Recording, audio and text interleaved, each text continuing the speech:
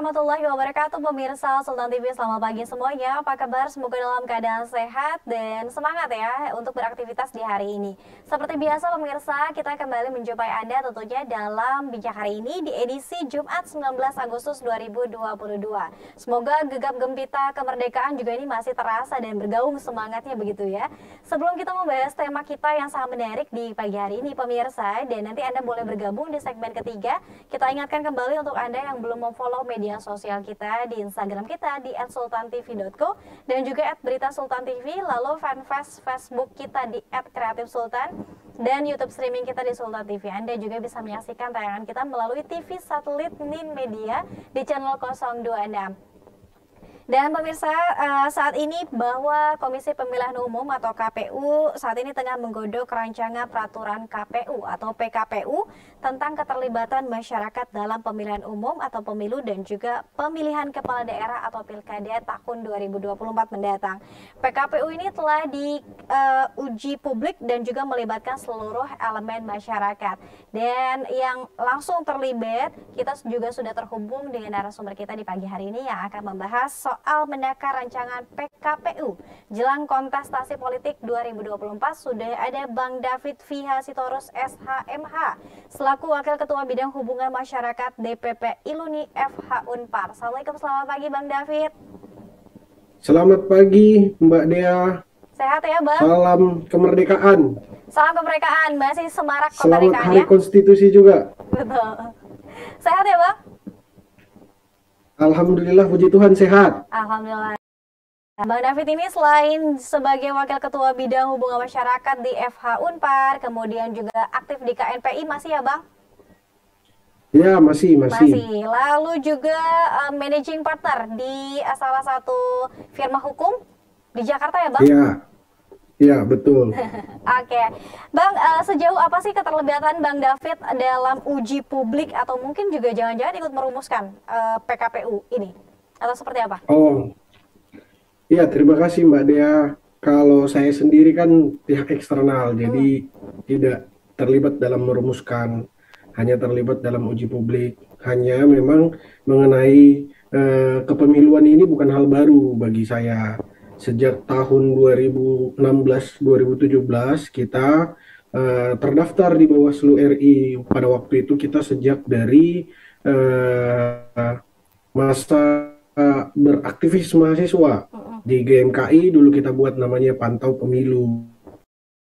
Pantau Pemilu GMKI itu terdaftar dan terakreditasi di Bawaslu tahun 2017. Tahun 2017 itu kan lahirnya Undang-Undang Pemilu nomor 7 tahun 2017, di mana dulu itu pemantau itu dipindahkan. Yang tadinya terdaftar di KPU menjadi tugas dari Bawaslu. Jadi kita bersama-sama dengan Bawaslu melakukan partisipasi untuk mengawasi jalannya pemilu, mengawasi jalannya pilkada, baik itu dari proses mulai dari pendaftaran, penetapan dapil, mengawal teman-teman yang ada di kampus-kampus yang saat dia harus berkuliah di luar daerah dan KTP-nya masih di daerah untuk memilih untuk pemilihan umum, baik itu DPR atau presiden pada waktu itu. Jadi keterlibatannya memang sudah panjang mengenai kepemiluan ini. Jadi itulah dasarnya bahwa memang mengikuti partisipasi masyarakat ini bukan hanya sekedar mengikuti dalam bentuk perancangan pengujian publiknya, filosofis dan praktiknya juga Mbak Dia. Dan tentu saja menjadi pemilih aktif ya Bang David ya, dan juga kawan-kawan di GMKI dan juga aktivis mahasiswa. Nah, kalau bicara soal partisipasi masyarakat juga nih Bang David, mungkin ini juga bukan hal yang baru bagi kontestasi pemilihan kita di Indonesia. Sejauh apa sih dan juga seberapa penting partisipasi masyarakat untuk mensukseskan kontestasi pemilu dan juga pilkada? Iya Mbak Dea, kalau kita bicara mengenai pemilihan umum itu kan tidak jauh dari konteks demokrasi ya. Sementara demokrasi itu kita tahu dari rakyat, oleh rakyat, dan untuk rakyat.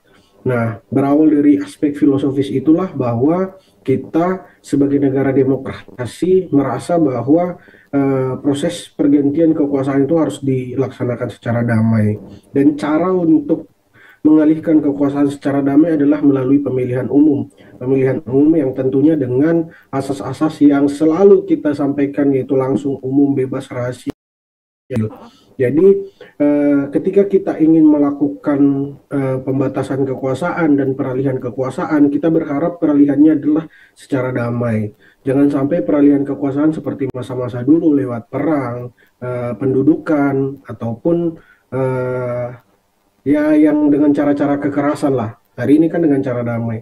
Supaya cara damai itu bisa dianggap layak, bisa dianggap tepat, tentunya perlu melibatkan sebanyak mungkin partisipasi masyarakat, bahwa hak asasi atau hak kita telah diberikan, hak kepada masing-masing kita untuk menggunakan, ataupun banyak juga di antara teman-teman yang merasa bahwa itu adalah hak dan itulah hak mereka untuk memakai atau tidak. Tapi ketika kita berbicara proses pengalihan kekuasaan secara damai, kita berharap partisipasi sebanyak mungkin dari masyarakat. Partisipasi sebanyak mungkin dari masyarakat hanya bisa tercapai apabila apa? Apabila panitianya tentunya bisa dianggap fair, bisa dianggap adil terhadap semua proses yang ada. Makanya untuk itu, baik proses pemilihan itu banyak sekali indikatornya, Mbak. Yang pasti adalah bagaimana mendorong supaya partisipasi masyarakat itu bisa semakin banyak. Artinya masyarakat yang memiliki hak memilih dapat mau memberikan haknya, datang ke TPS, meluangkan waktunya, memberikan suaranya, supaya pemimpinnya itu legitimate, pemimpinnya itu untuk melakukan kepemimpinan ke depannya, karena masyarakat sendiri yang nanti merasa bahwa itu hasil pilihan mereka, sehingga pemimpinnya nanti akan ketika melakukan kebijakan tertentu, masyarakatnya juga harus mengikuti. Nah, partisipasi masyarakat ini harusnya semakin banyak, semakin besar, karena kita lihat memang proses pemilu terakhir itu sekitar 70% kalau tidak salah angka partisipasi masyarakat, dan ini diharapkan ke depannya akan semakin baik. Peningkatan partisipasi masyarakat diharapkan apa? Yang pertama adalah khusus mengenai pemilih pemula. Pemilih pemula ini adalah anak-anak yang hari ini mungkin belum berusia 17 tahun, tetapi mereka membutuhkan informasi mengenai pemilihan umum ketika nanti tahun 2024 mereka 17 tahun. Mereka juga perlu mendapatkan pendidikan pemilihan umum. Pendidikan ini untuk informasi dan peningkatan pengetahuan terhadap mereka. Di samping itu pun banyak juga kelompok-kelompok masyarakat yang tentunya sebelum-sebelumnya belum mendapat kesempatan untuk memilih, baik itu karena keterbatasan harus pulang ke wilayah KTP-nya masing-masing, ataupun aspek-aspek disabilitas lainnya yang tentunya memang ini saat ini sudah mendapat perhatian. Jadi bagi kami partisipasi masyarakat tentu sangat penting untuk menjamin bahwa peralihan kekuasaan itu dapat diakui, dapat legitimate dan berjalan secara damai. Fit, mungkin boleh sedikit kilas balik juga kalau pemilu lalu sekitar 70% tadi partisipasi masyarakat.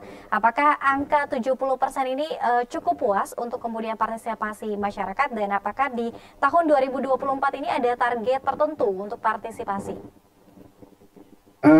Kalau saya sendiri sih mengamati, ini kan kembali ke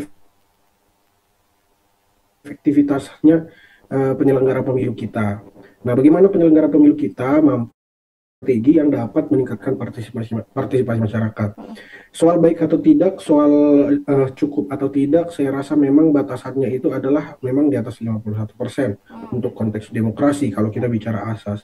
Tapi sebaiknya memang semakin banyak partisipasi masyarakat itu semakin baik. Tentunya jangan berpuas diri dan diharapkan harus bisa lebih.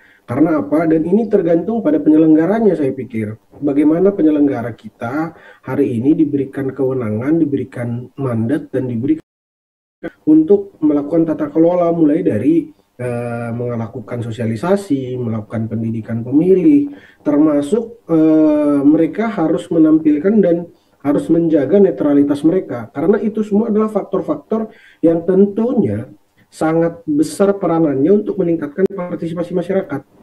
Nah, khusus partisipasi masyarakat untuk terlibat bersama dengan penyelenggara pemilihan umum untuk melakukan sosialisasi, pendidikan pemilih, itu berbeda lagi. Nah, kalau partisipasi masyarakat yang turut serta menjadi